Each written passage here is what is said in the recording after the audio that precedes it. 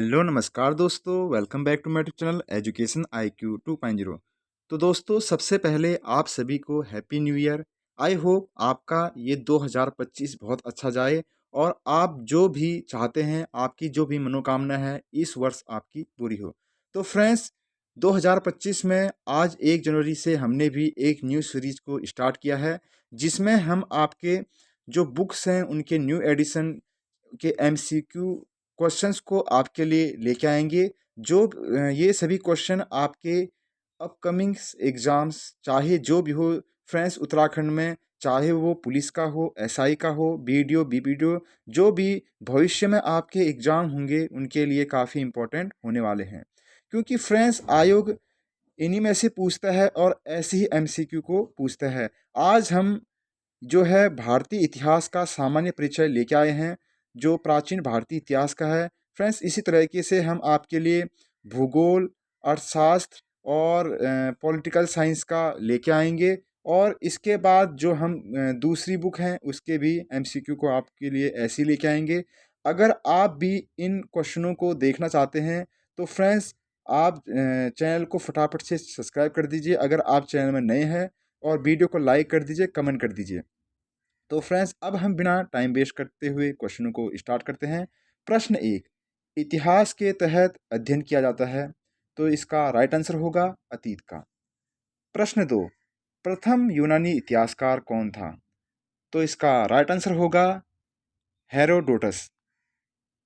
प्रश्न 3, निम्नलिखित में से किसने स्पष्टतया कहा है कि इतिहास के समस्त निष्कर्ष युक्ति संगत साक्ष्यों पर आधारित होते हैं, तो इसका राइट आंसर होगा थ्यूसिडाइसिस। प्रश्न 4, द हिस्ट्रीज के रचनाकार का क्या नाम है। तो फ्रेंड्स, ये क्वेश्चन भी काफ़ी इंपॉर्टेंट है क्योंकि काफ़ी एग्जाम में ये पूछा गया है, तो इसका राइट आंसर होगा हेरोडोटस। प्रश्न 5, इतिहास के पिता की पदवी सही अर्थों में निम्न में से किससे संबंधित है, तो इसका राइट आंसर होगा ए, हेरोडोटस। प्रश्न 6, इतिहास अपने को दोहराता है, यह किसका कथन है, तो फ्रेंड्स इसका राइट आंसर होगा बी, कार्ल मार्क्स। प्रश्न 7, हम इतिहास से यही सीखते हैं कि आदमी इतिहास से कभी कुछ नहीं सीखता है, यह किसका कथन है, तो फ्रेंड्स इसका राइट आंसर होगा ए, हीगेल। प्रश्न 8, किसका कथन है समस्त इतिहास वर्ग संघर्ष का इतिहास है, तो इसका राइट आंसर होगा ए, कार्ल मार्क्स।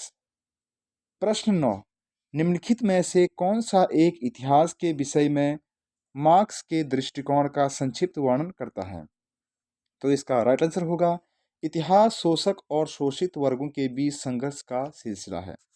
प्रश्न 10, निम्नलिखित में से किसने द्वंद्वात्मक भौतिकवाद के सिद्धांत का प्रतिपादन किया, तो इसका राइट आंसर होगा कार्ल मार्क्स। प्रश्न 11, कार्ल मार्क्स ने वर्ग संघर्ष की प्रक्रिया को निम्नलिखित में से किस सिद्धांत की मदद से समझाया है, तो इसका राइट आंसर होगा द्वंद्वात्मक भौतिकवाद। प्रश्न 12, इतिहास विगत की राजनीति है, यह किसका कथन है, तो इसका राइट आंसर होगा सी, सीले। प्रश्न 13, तो आपको इसमें सूची बनाना है। सबसे पहले ओकशाट ने क्या कहा था, ओकशाट ने कहा था यह सच है कि इतिहास में अतीत वर्तमान के साथ बदलता है। दूसरा है ट्रेवेलियन, तो इसने कहा था इतिहास का महत्व वैज्ञानिक नहीं है। तीसरा है कॉलिंगवुड ने कहा था आपका संपूर्ण इतिहास विचारों का इतिहास है। चौथा है ब्यूरी, ब्यूरी ने कहा था इतिहास स्वतः मात्र एक विज्ञान है, जो कम नहीं और इससे अधिक नहीं, तो इसका राइट आंसर ए होगा। प्रश्न 14, किस इतिहास दर्शन शास्त्र ने कहा था समस्त इतिहास समकालीन इतिहास है, तो इसका राइट आंसर होगा बी, बेनेडिटो क्रोचे। प्रश्न 15, इतिहास अतीत और वर्तमान के बीच अंतरहीन वार्ता है, यह किसने कहा था। यह एक ब्रिटिश इतिहासकार थे जिनका नाम था E. H. कार, इन्होंने कहा था। प्रश्न 16, तिथियों के साथ प्रयुक्त होने वाला बीसी किसका संक्षिप्ताक्षर है? तो बिफोर क्राइस्ट इसका जो है फुल फॉर्म है। और एडी का होगा एनो डोमिनी। प्रश्न 18, वर्ष 50 ईसा पूर्व, तो इसका राइट आंसर होगा बी, वर्ष 150 ईसा पूर्व के बाद आता है। प्रश्न 19, वर्ष 1015 ईस्वी किस शताब्दी में आता है? तो इसका राइट आंसर होगा डी, 11वीं शताब्दी ईस्वी में। प्रश्न 20, अब यहाँ पर आपको सूची 1 से सूची 2 को मिलाना है। सबसे पहले है विक्रम संवतर, तो विक्रम संवतर का सही होगा आपका 58 ईसा पूर्व। दूसरा है शक संवतर, शक संवतर होगा 78 ईस्वी। तीसरा है गुप्त संवतर, गुप्त संवतर होगा 320 ईस्वी। चौथा है कली संवतर, तो इसका होगा 3102 ईसा पूर्व। तो इसका राइट आंसर होगा 4321 डी। प्रश्न 21, विक्रम संवत प्रारंभ हुआ, तो इसका राइट आंसर होगा 58 ईसा पूर्व। प्रश्न 22, शक संवत का प्रारंभ किस सम्राट के शासनकाल में 78 ईस्वी में हुआ था? तो इसका राइट आंसर होगा बी, कनिष्क काल में। प्रश्न 23, भारत का राष्ट्रीय पंचांग किस संवत पर आधारित है? तो इसका राइट आंसर होगा शक संवत। प्रश्न 24, गुप्त संवत 319-320 ईस्वी को प्रारंभ करने का श्रेय किसे दिया जाता है? तो इसका राइट आंसर होगा चंद्रगुप्त प्रथम। प्रश्न 25, चंद्रगुप्त प्रथम ने गुप्त संवत का प्रारंभ किस उपलक्ष्य में किया? तो इसका राइट आंसर होगा अपने राज्यारोहण के स्मारक के रूप में।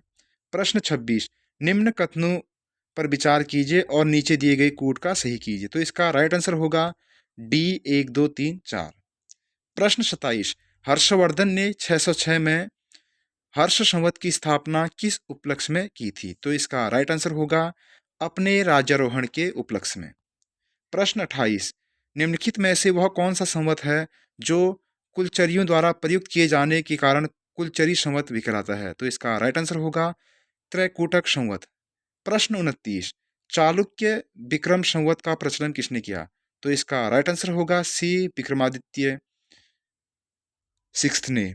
प्रश्न 30, निम्नलिखित में से किसे एक नए संवत चलाने का यश प्राप्त है? तो इसका राइट आंसर होगा डी, लक्ष्मण सेन। तो फ्रेंड्स, एक जो ब्रिलियंट विद्यार्थी की पहचान होता है कि वो सभी क्वेश्चन को नहीं करता। यहाँ पर देखिए कुछ क्वेश्चन ऐसे हैं जो पहले पूछे तो गए हैं लेकिन अब पूछे जाने के उतने चांसेस नहीं है, तो उन क्वेश्चनों को छोड़ना ही बेहतर है। जैसे ये वाला क्वेश्चन है 31, 32 और 33, 34, 35, इन क्वेश्चनों को छोड़ना ही बेहतर है क्योंकि ये क्वेश्चन अब उतने पूछे नहीं जाते हैं। तो अब मैं सीधे आपको प्रश्न 36 वाला दिखाता हूँ। प्रश्न 36, पुरातत्व के स्तर विन्यास पद्धति निम्नलिखित में से किसको लिए प्रयुक्त की जाती है? तो इसका राइट आंसर होगा बी, भौतिक अवशेष के क्रमिक निक्षेप के लिए। प्रश्न 37, कार्बन 14 तिथि निर्धारण पद्धति का विकास किया? तो इसका राइट आंसर होगा लिबिने, बी एड लिबिने। प्रश्न 38, कास्ट 80 और शंख के पुरातत्वीय नमूनों का काल निर्धारण किसके द्वारा अपनाया जाता है? तो इसका राइट आंसर होगा ए, कार्बन 14। प्रश्न 39, कार्बन डेटिंग निम्न की आयु निर्धारित कैसे की जाती है? तो इसका राइट आंसर होगा ए, जीवाश्म। प्रश्न 40, प्रागैतिहासिक काल का अंत एवं इतिहास का आरंभ तब से माना जाता है जब? तो इसका राइट आंसर होगा मानव ने लिखना सीखा। प्रश्न 41, भारत के संदर्भ में ऐतिहासिक काल का आरंभ कब से माना जाता है? तो इसका राइट आंसर होगा सी, 600 ईसा पूर्व से।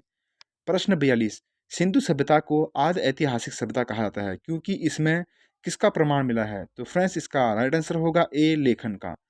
प्रश्न 43, शक संवत पर आधारित राष्ट्रीय पंचांग को एक चैत्र ग्रेगोरियन कैलेंडर की निम्नलिखित तिथियों में से किस एक के तदनुरूप है? तो इसका राइट आंसर होगा ए, 22 मार्च। जैसे तो हमारा हिंदी महीना है वो 22 मार्च से स्टार्ट होता है जबकि अंग्रेजी महीना 1 जनवरी से स्टार्ट होता है। प्रश्न 44, किस किसने इतिहास को प्राचीन, मध्यकालीन और आधुनिक तीनों भागों में बाँटकर देखने का रिवाज चलाया? तो इसका राइट आंसर होगा क्रिस्टोफर सेलियरस। तो फ्रेंड्स इसमें इसका आंसर मिट चुका है, तो इसका आंसर होगा क्रिस्टोफर सेलियरस। तो फ्रेंड्स आज हम आपके लिए जो प्राचीन भारतीय इतिहास का जो पहला चैप्टर था, जिसमें इतिहास का सामान्य परिचय, इसको लेके आए।